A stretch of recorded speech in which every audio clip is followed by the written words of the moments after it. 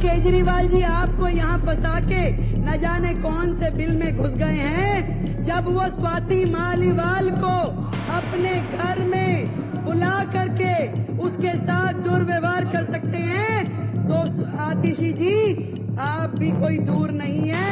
कल को आपके लिए भी कोई घटना दुर्घटना ना हो, इस बात की मुझे चिंता है। जब स्वाति मालीवाल के साथ कुछ हो सकता है, उसको घर में बुला के राज्यसभा सांसद को, आतिशी जी आप हमारी बहन है, मुझे चिंता है आपकी, जितनी मर्जी स्लिप वहां से भी भेज सकते हो आप। कमियां आम आदमी पार्टी की रही हो, जो कि कितनी भी कमियां रही हो, परंतु एक अच्छी बात आम आदमी पार्टी के नेताओं में ये जरूर है कि आखिरी में गलती मान लेते हैं। एक बार जोरदार तालियां। आज स्वयं आतिशी बहन ने कहा कि हम बाकी सारी चीजें जो उन्होंने एक्सेप्ट करी, आप सबने जो कही बहुत बढ़िया बात है। और इसी प्रकार केजरीवाल जी ने स्वयं माना कि मैं यमुना साफ नहीं कर पाया, मैं पानी नहीं दे पाया, मैं गलती मानता हूँ, मुझे और समय दे दिया जाए। ये बहुत अच्छी बात है कि आखिरी में आकर के अपनी गलती मान लेना भी एक गलती का सुधार है। अध्यक्ष जी, मैं तो केवल इतनी बात कहूंगी कि आतिशी बहन, हमारी इस सरकार में मेरे अलावा 4 बहनें हैं। मुझे चिंता होती है आतिशी जी की, बहन है हमारी, कि आतिशी जी आप केजरीवाल साहब का इतना साइड ना लीजिए। और आपसे कहना चाहूंगी कि तू इधर उधर की ना बात कर, ये बता कि काफिला कैसे लुटा। और आज केजरीवाल जी आपको यहाँ फंसा के न जाने कौन से बिल में घुस गए हैं। जब वो स्वाति मालीवाल को अपने घर में बुला करके उसके साथ दुर्व्यवहार कर सकते हैं, तो आतिशी जी आप भी कोई दूर नहीं है। कल को आपके लिए भी कोई घटना दुर्घटना ना हो, इस बात की मुझे चिंता है।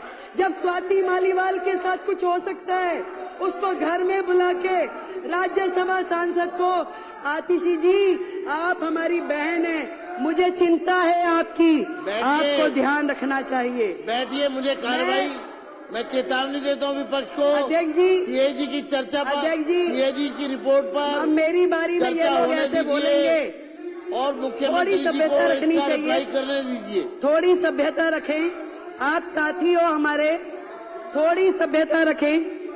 बात ये भी नहीं है कि अस्पताल में हेल्थ विभाग के द्वारा जो बजट दिया गया वो उपयोग हुआ कि नहीं। बात ये भी नहीं है कि कितने बेडों की जरूरत थी और कितने मिले। बात ये भी नहीं है कि दवाइयाँ जो चाहिए थी जनता को वो दी नहीं गई। बात ये है कि जो दिल्ली के लाखों लोग इनके अस्पतालों की वजह से धक्के खाते खाते दुखी हुए, उसके जिम्मेवार ये आम आदमी पार्टी के लोग हैं। आप सीएजी से मत भागिए, बैठिए। आएंगे, चिंता मत कीजिए, बिल्कुल आएंगे। अभी आप सुनने का मादा रखिए। अभी ये देखिए, ये लोग क्या करते हैं, जब इन्हें पता है कि अब इनकी और उंगली है। आपकी मैडम का उसमें नाम है क्या? आपकी मैडम का नाम है क्या? मार्शल जनरल सिंह जी को बाहर ले जाए। चलो।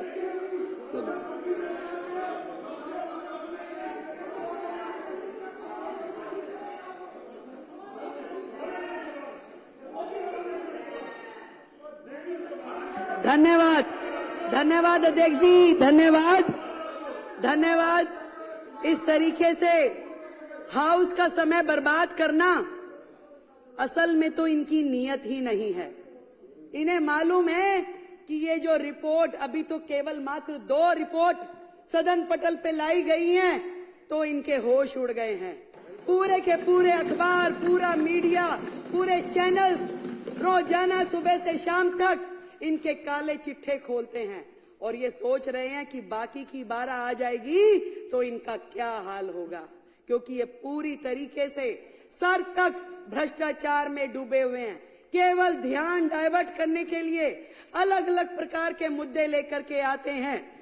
मैं आपको अध्यक्ष जी बताना चाह रही थी कि सिर्फ ये विषय नहीं है कि जो अस्पताल में बजट कम यूज हुआ, कोविड के समय बजट कम यूज हुआ, कम बिस्तरों का उपलब्ध कराए गए। बात यह है कि उस समय के दौरान जो लाखों लोगों ने तकलीफें सही, जो मरीजों के दिल पे गुजरी, जो पूरी तरीके से अस्त व्यवस्था देख करके डॉक्टरों के मन पे गुजर रही होगी, वहां के स्टाफ पे गुजर रही होगी, जो परिवार जानों के साथ घटनाएं घट रही होंगी, आज उसको सोचिए तो दिल दहल जाता है। शर्म आनी चाहिए उनके माननीय विधायक को कि जब अशोक गोयल जी कोविड की चर्चा कर रहे थे, परिवारजनों के मरने की बात कह रहे थे, शमशान घाट पे जगह नहीं मिल रही, ये बातें कह रहे थे, तो वो विधायक मुंह खोल के जो हंस रहे थे, शर्म आनी चाहिए। मैं आज इस सदन के माध्यम से ये पूरा का पूरा दिल्ली सरकार का स्वास्थ्य विभाग और दिल्ली सरकार के अस्पताल स्वयं बीमार हैं, खुद ही बीमार हैं, इसको इलाज की जरूरत है। पहले एक एक उनका डिपार्टमेंट, एक एक चीज, डॉक्टर बेबस है, पूरी व्यवस्था बेबस है। आपदा के पिछले ये 10 साल स्वास्थ्य के नाम पे केवल भ्रष्टाचार हुआ है अध्यक्ष जी, केवल भ्रष्टाचार। केवल वो मुद्दे नहीं है जो इस सीएजी की रिपोर्ट में है। बात यही खत्म हो जाती तो और बात थी, बात तो अभी शुरू हुई है, अभी तो इनके काले कारनामे खुलने शुरू हुए हैं। आज जब मैं अधिकारियों के साथ बैठी और मैंने उनसे पूछा कि बताइए भाई क्या है, तो मुझे ये समझ में आई कि मरीजों को नकली दवाइयां और नकली मरीजों को असली पेमेंट की गई उनके नाम पे असली पेमेंट की गई। और मोहल्ला क्लिनिक की तो जो हालत है, मोहल्ला क्लिनिक की तो ये हालत थी जहां मरीज भी नकली, जहां पे टेस्ट भी नकली, जहां दवाइयां भी नकली, परंतु एक चीज असली रही, पेमेंट असली हुई है, बाकी सब कुछ नकली। कितने मरीज आते हैं, अस्पताल बंद में भी पेमेंट हो जाती है, करोड़ों रुपए की मोहल्ला क्लिनिक के नाम पे पेमेंट हुई, परंतु उसकी कहीं से कहीं तक कोई भी अकाउंटेबिलिटी नहीं है। सफाई के नाम पे घोटाला, दवाई के नाम पे घोटाला, टेस्ट के नाम पे घोटाला, इलाज के नाम पे घोटाला, बेड के नाम पे घोटाला, भर्ती के नाम पे घोटाला। घोटालों की सरकार केजरीवाल। ना डॉक्टर, ना नर्स, ना पैरामेडिकल हमारा स्टाफ। कितनी कमियां हैं वो मेरे बाकी के साथियों ने बताई। फिर भी मैं आपको ये बताना चाहूंगी कि जो नर्सिंग स्टाफ है, जो सेंशन है, वो 7,977 में से केवल 5,791 है। 2,186 नर्सिंग स्टाफ की सीट्स आज भी वेकेंट है। आप मानिए कि अस्पताल में यदि 2,000 नर्सों की कमी है तो उन अस्पतालों की क्या स्थिति चल रही होगी। आज भी ड्यूटी मेडिकल ऑफिसर 234 सीटें खाली आज भी है। वो कैसे चल रही है, कहां पे उनकी ओपीडी हो रही है। जितना भी स्टाफ है, एक एक विभाग, यहां तक कि पैरामेडिकल जो पोस्ट है उसमें भी 2796 पोस्ट आज भी खाली पड़ी हैं। किस तरीके से ये अस्पताल चलाए जा रहे हैं अध्यक्ष जी, मैं ये जानना चाहती हूँ। घोटालों की सरकार ने 10-10 हजार रुपए में जो कॉन्सेंट्रेटर मशीन थी उसको लाखों रुपए में खरीदा। 10 रुपए का वो N95 वाला मास्क जो था वो 150 रुपए में खरीदा। और शर्म की बात ये है, खरीदा तो खरीदा, उपयोग हो जाता तो दर्द नहीं होता। दर्द इस बात है, आज भी हमारे अस्पतालों में पूरे के पूरे गोदाम, कमरे भरे पड़े हैं उन सामानों से जो जनता की गाड़ी खून पसीने की कमाई से किया गया है। आज भी पीपी किट मास्क, कॉन्सेंट्रेटर मशीनें, सिलेंडर अस्पतालों में भरे पड़े हैं, जिनका कोई उपयोग नहीं हो रहा। ना तो वो जनता के काम आ पाए, ना मरीजों के काम आ पाए। खरीद कर ली गई, लाखों रुपए का, करोड़ों रुपए का घोटाला हो गया, आज भी वो अस्पतालों के गोदामों में पड़े हुए हैं। कितने शर्म की बात है।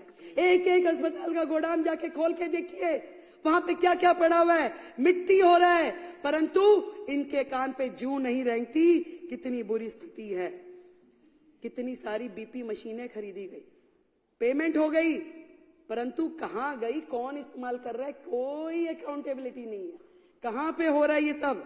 ICU, CCU, operation theatre, MRI, सारी की सारी मशीनें, कोई रेट फिक्स नहीं है, कोई दर नहीं, कहां किस तरीके से खरीद हो रही है, कोई पूछने वाला नहीं था। मैं आपको बताना चाहती हूं, एक्ट, क्लिनिकल एस्टेब्लिशमेंट एक्ट 2010, जो कि कोर्ट के आदेशानुसार लागू कर दिया जाना चाहिए, वो एक्ट जिसके माध्यम से पूरा का पूरा हमारे क्लिनिक, हॉस्पिटल, लैब और जितने भी टेस्टिंग सेंटर्स हैं उनको रजिस्टर किया जाता है और मॉनिटर किया जाता है। आपको ये जान करके माननीय सदस्यों ये हैरानी होगी कि आज भी दिल्ली जो है देश की राजधानी, घिसे पिटे 1993 के Delhi nursing home registration act के माध्यम से चल रहा है, ना कि 2010 में बने हुए क्लिनिकल एस्टेब्लिशमेंट एक्ट के हिसाब से। क्योंकि इस पूरे एक्ट के माध्यम से अगर चलते तो वहां पे बहुत सारी चीजों की जवाबदेही तय हो जाती, परंतु पुराने नियमों के अनुसार जब वो काम कर रहे तो उनको कोई मतलब ही नहीं, क्योंकि बहुत सारी चीजें उसमें कवर ही नहीं होती। जो मर्जी करें, कोई पूछने वाला नहीं है। जबकि माननीय हाई कोर्ट ने मई 2022 के में यह निर्देश दिया कि भाई आपको केवल सीईए एक्ट के अनुसार काम करना है, परंतु इस सरकार ने उस एक्ट को लागू ही नहीं किया। उनके हेल्थ मिनिस्टर ने उसे लागू ही नहीं किया। और आज इस सदन के माध्यम से मैं बताना चाहती हूं कि हम अगले हाउस में सबसे पहले इस एक्ट को, जो क्लिनिकल एस्टेब्लिशमेंट एक्ट 2010 है, इसको लेके आएंगे